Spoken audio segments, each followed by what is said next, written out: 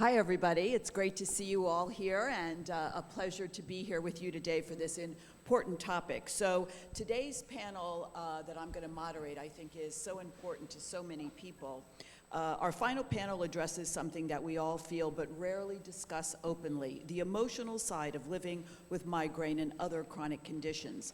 The constant pain, unpredictability, and stigma can take a toll on mental health. Today, as we'll explore what's happening in the brain-body connection and how women can protect their emotional well-being while caring for others and themselves. So important. So I'm going to start with Dawn. To start off with, can you explain why migraine and other mood disorders like anxiety and depression so often overlap? What's actually happening in the brain and body?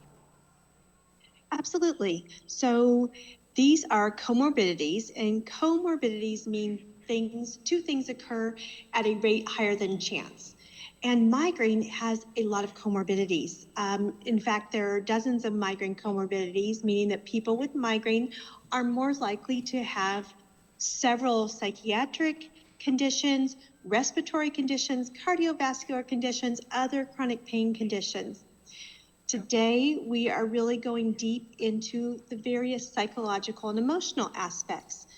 And there's several potential reasons why migraine is comorbid with depression, anxiety, as well as PTSD, suicidality, some other very heavy topics.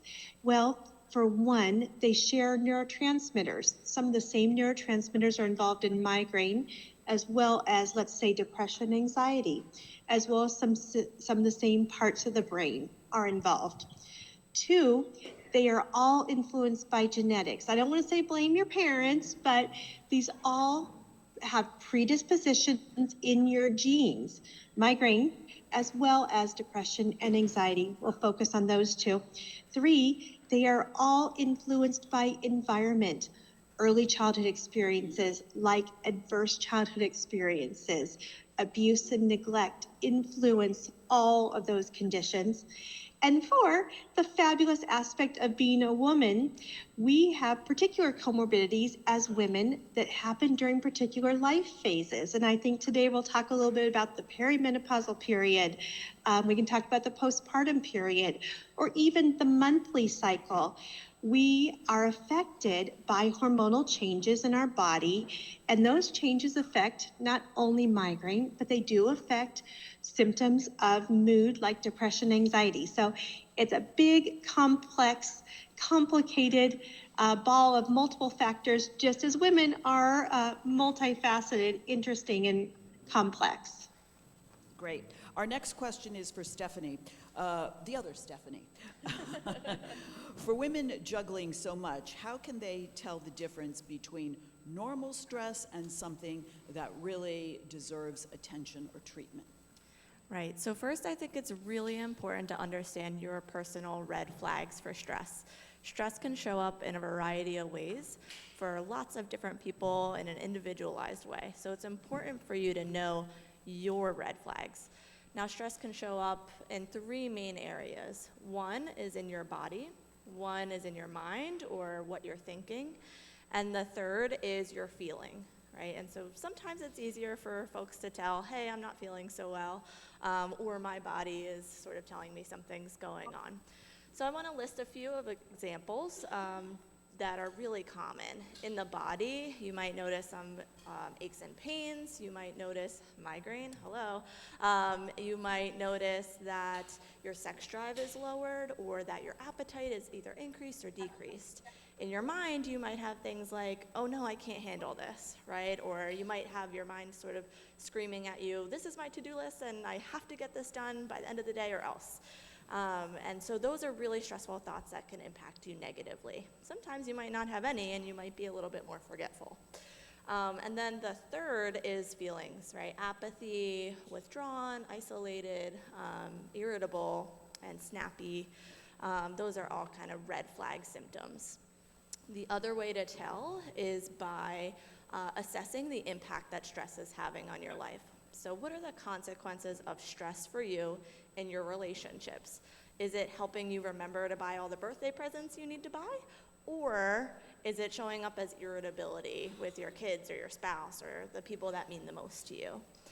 Same with your work. Is it helping you meet deadlines? That would be good stress. On the other hand, if things are starting to fall through the cracks, then it might be impacting you negatively.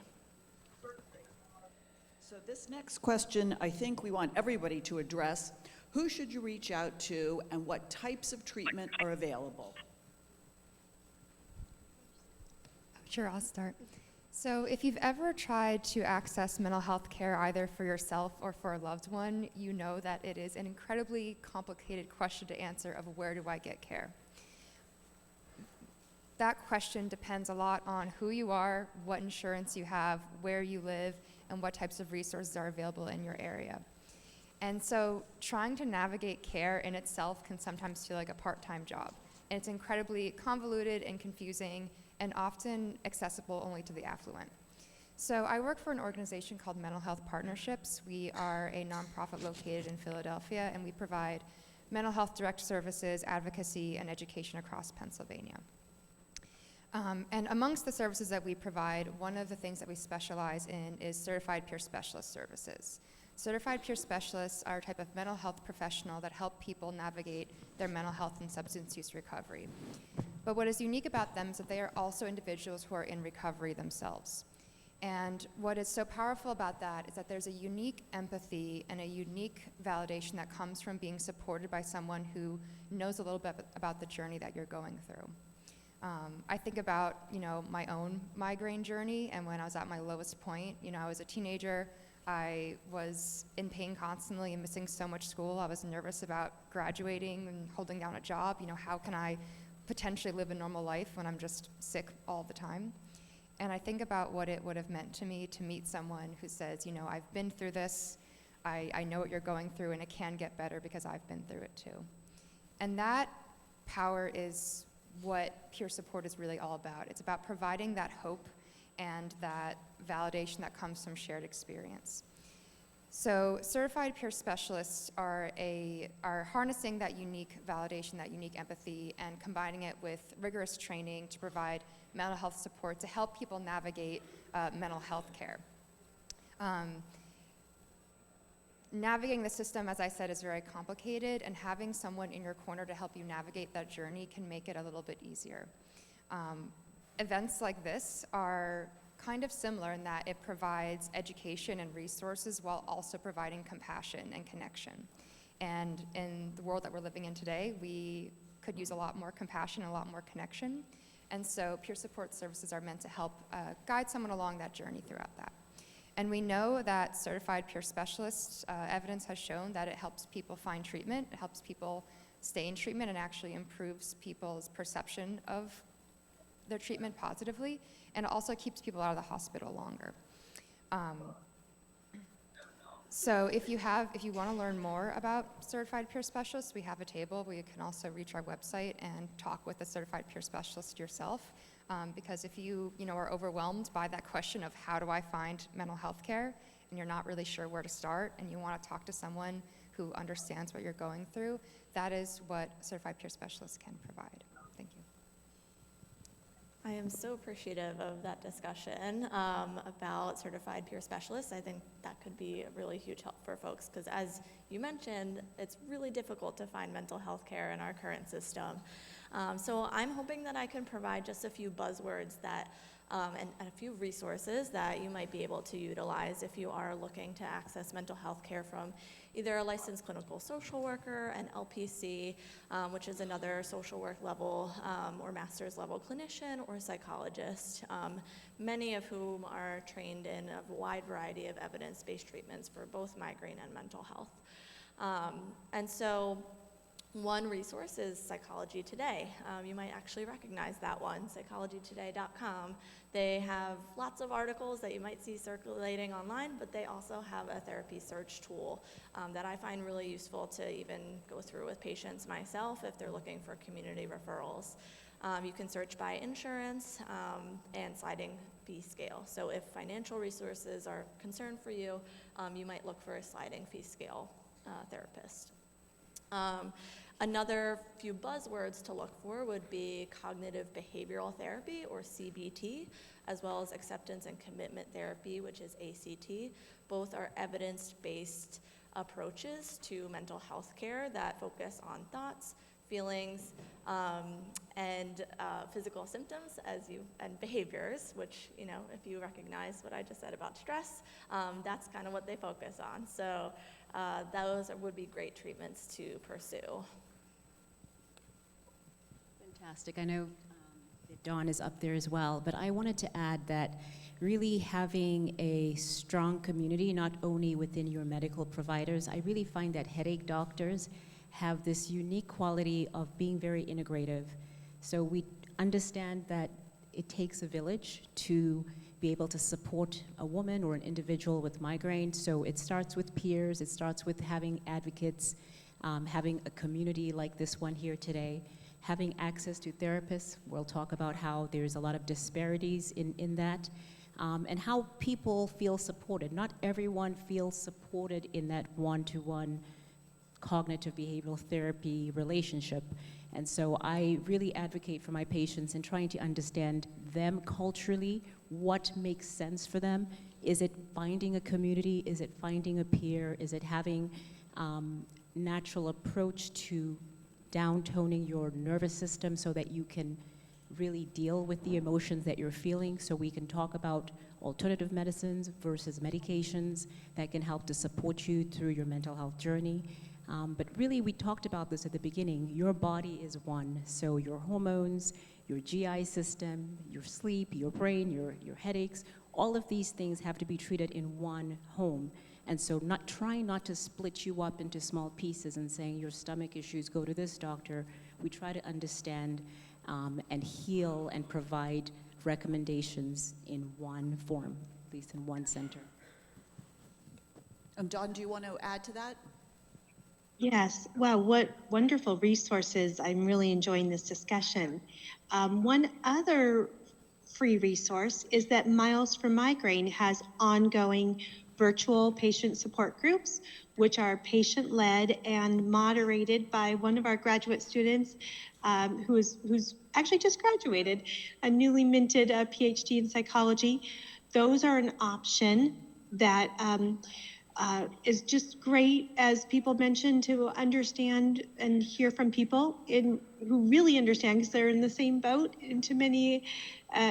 to a great extent. Sometimes there's the question of, when do I need more than a peer support group? When do I need to speak to a professional? A good place to start with professionals is you can always ask your primary care professional, and they may have local resources. And if it's someone who's already taking your insurance, they may have providers who also take your insurance. This is one little pearl to remember. If you are seeing a psychologist for migraine primarily, we use a different code with your health insurance. It's a CPT code, and we use health and behavior codes, which get reimbursed in a different way than mental health codes. So that's something that just take a little note, and you might help if you are actually checking your insurance approval. And then also, there are so many places to get support. But if you feel that it's an emergency, if you feel that you can't handle life, if you have thoughts of hurting yourself, please call 911 or go to an emergency department. And the emergency department, many of them will have a separate acute behavioral psychological department within the emergency department that they can get you hooked up with resources right away. Great. And Dawn, I think this next question is aimed at you as well. Stigma is such a big theme for both migraine and mental health. What steps can women take to start breaking that stigma in their workplace and personal lives?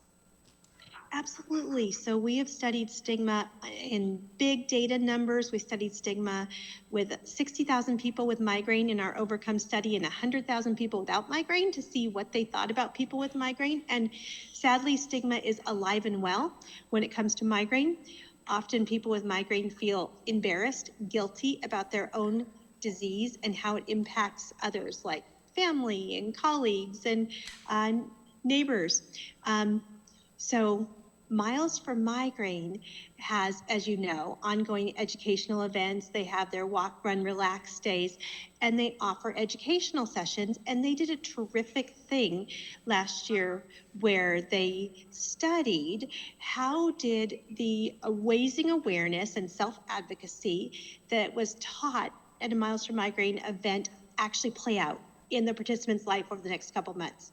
So Dr. Anastasia Hutchins and Shirley Kessel led this project where they followed 15 participants as they tried to engage in self-advocacy in one of three places in their life: friends, family, work. No, I'm sorry, friends, family, work, or their doctor. And then they came back and told Anastasia how it went and what went well and what was challenging. And what was challenging is if people with migraine felt that they had to explain all of migraine and destigmatize migraine for the whole world. What was helpful is if people went into that engagement with a single thing in mind for them, like at work. An accommodation that would help me is changing the lighting in my space, or flexible work schedule. With family, something you could do would help me is with Thanksgiving upcoming, you need to know that I will commit to making the green bean casserole, but there's a chance, as you know, I may not make it, and so you need a backup. So when people went in with a single request that was specific to them, they felt more empowered and it went well more often. So taking kind of the weight off the shoulders of the person with migraine, you don't have to explain it to the whole world, but feeling that you do know your rights to accommodations, knowing that your doctors will back this up. We can write a medical letter to back that up, to protect your legal rights under the Americans with Disabilities Act. Although it doesn't always work so well with your family members, but we can work on that together. And those sorts of kind of small steps in feeling like you're advocating for yourself can help lift some of that personal guilt, personal embarrassment. And then I just need to remind you, as you've been hearing all day, this is not your fault. This is a neurologic disease with a genetic predisposition. This is a big deal. Migraine's a big deal. And you're handling it as well as you can. And please remember, pat yourself on the back and say that. And when you can't do it, we'll say it for you and remind you, this is a neurologic disease. You are getting through and riding the waves as best as any human can. For Madeline, how does stigma look in other populations? So I will say that having worked at a major institution here in Philadelphia, I was always surprised at how few people of color showed up in my clinic. So I had a headache clinic, specialty clinic, and I was very surprised, like, where are the people that look like me? Why aren't they here? And even though I don't know the exact answers to that question, I think I have some ideas. I think there's definitely disparities that exist in terms of who has insurance, who doesn't, who is getting care at their primary care, who's getting care in urgent care, who's getting care in emergency settings. When you look at studies and they say that half as many Black women are given the right diagnosis or given IV medications, well, why is that? Is it because people who look like me express pain differently? Is it because people who look like me don't have time to go to clinic between 8 and 5 because I have to work and put food on the table? Is it because people who see me don't see me in real pain? Or maybe people who end up seeing me don't really know about migraine or know about what treatments are available. So there's a lot of reasons why there is a lot of general differences and stigma in our community.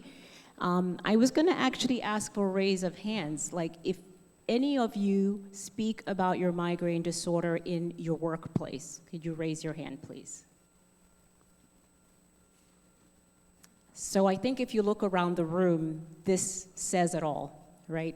I think the lack of advocacy, or at least we need to be more of advocates for ourselves. We need to speak about the fact that it is okay to be in pain. It is okay to admit we have a neurological disorder, and it is okay to have people understand that this can be a disability.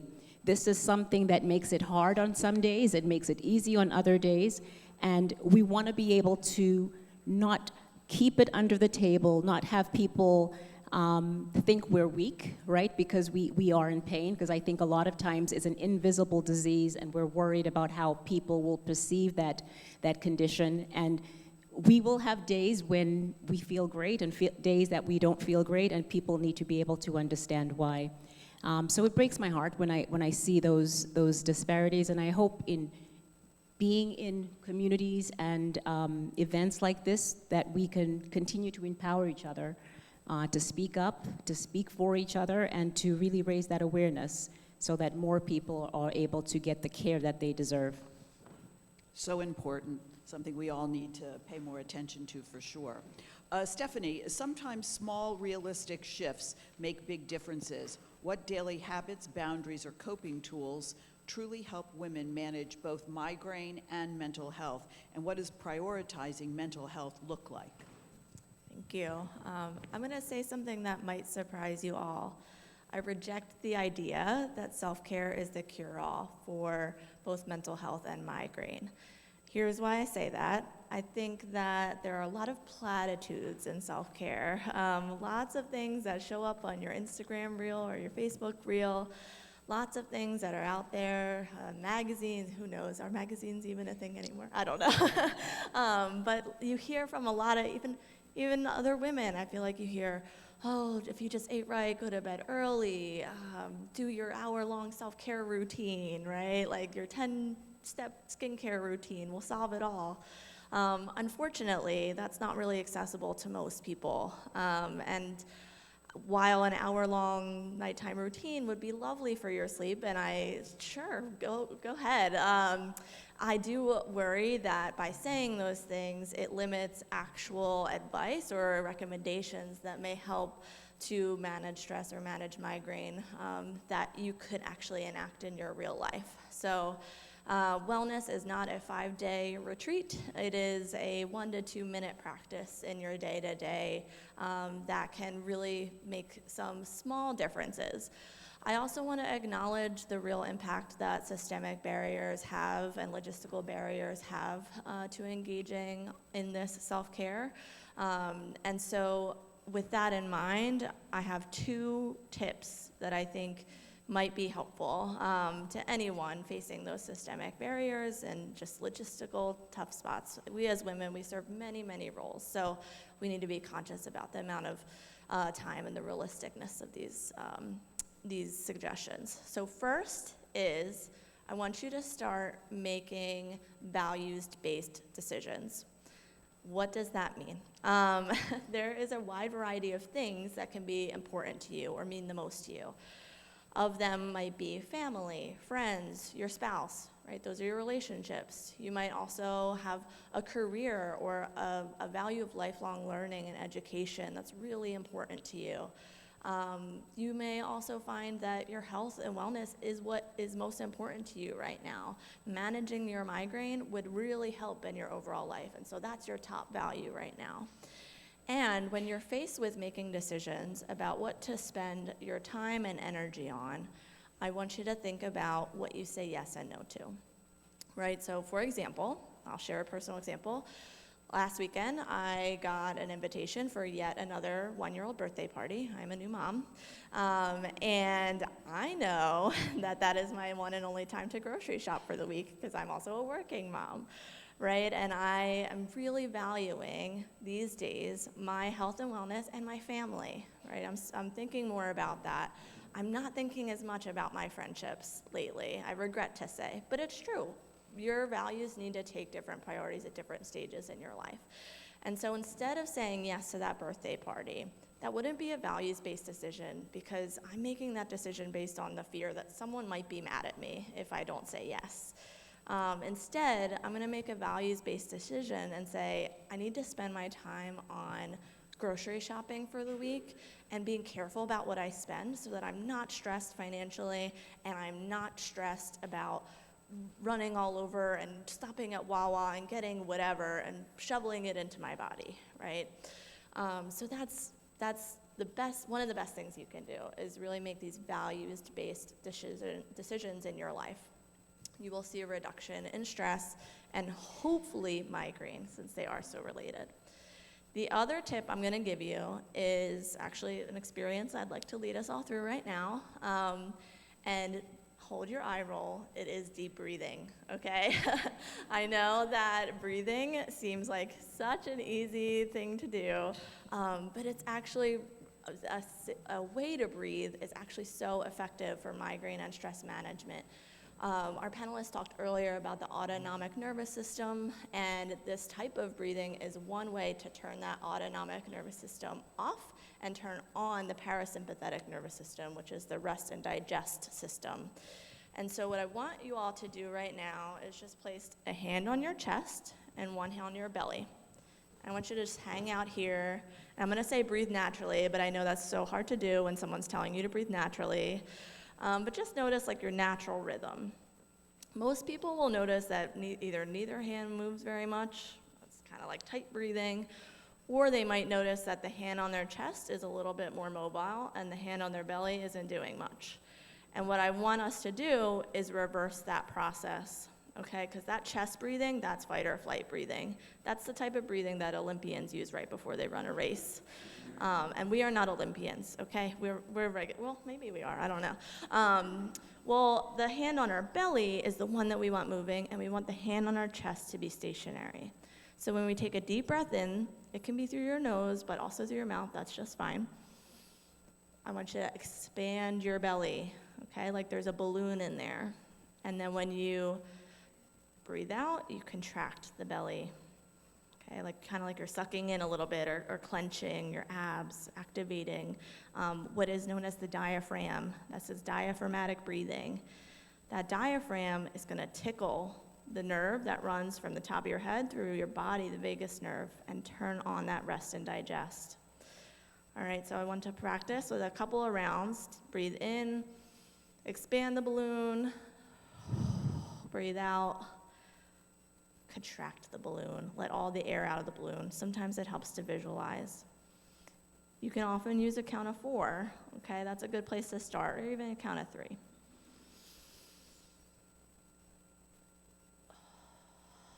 Contracting the belly. Protruding. Contracting. What I like about this is that it's free, it's accessible, you can do it anytime, anywhere. Yeah, if you want to look this up, there's several guides online. It's called diaphragmatic breathing or belly breathing.